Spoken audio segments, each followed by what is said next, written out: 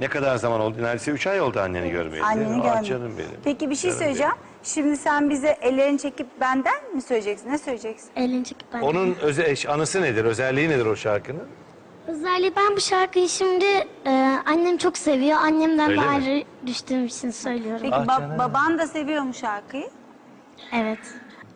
Bu bizim Kastamonu'da o şarkı çok meşhurdur. Çok meşhur. Çok meşhurdur, evet. Ellerini çekip Ellerini- ben. Ellerini çekip çekil ben. benden. Böyle yayla şenliklerine, festivallere gidildiği zaman O bunu özlerler, söyle. gideriz, evet. Mutlaka o şarkıyı söylettirirler herhalde. Annemiz de onu çok seviyormuş. Evet, aynen. O Buradan zaman- annen Heh, izliyor şimdi seni. Annen şimdi izliyordur seni. Hadi ona Neler bir şeyler söylemek söyle. istersin Ne annene? söylersin? Buradan annemin ellerinden ve gözlerinden öpüyorum.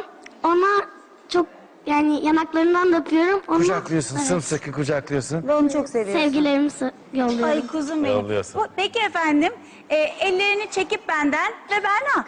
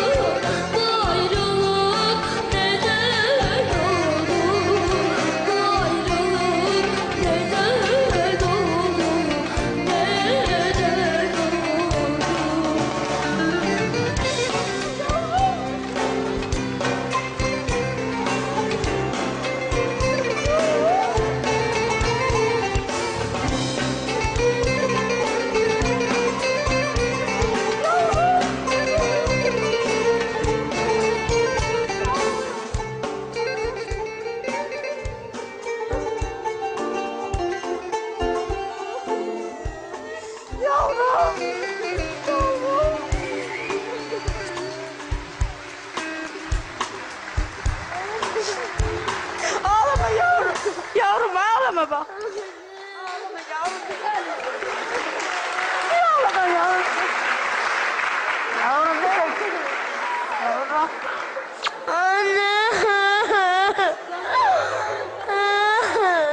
Evet, biz sizi şöyle isterseniz koltuğumuza alalım. Birazcık hasret giderin anneciğim.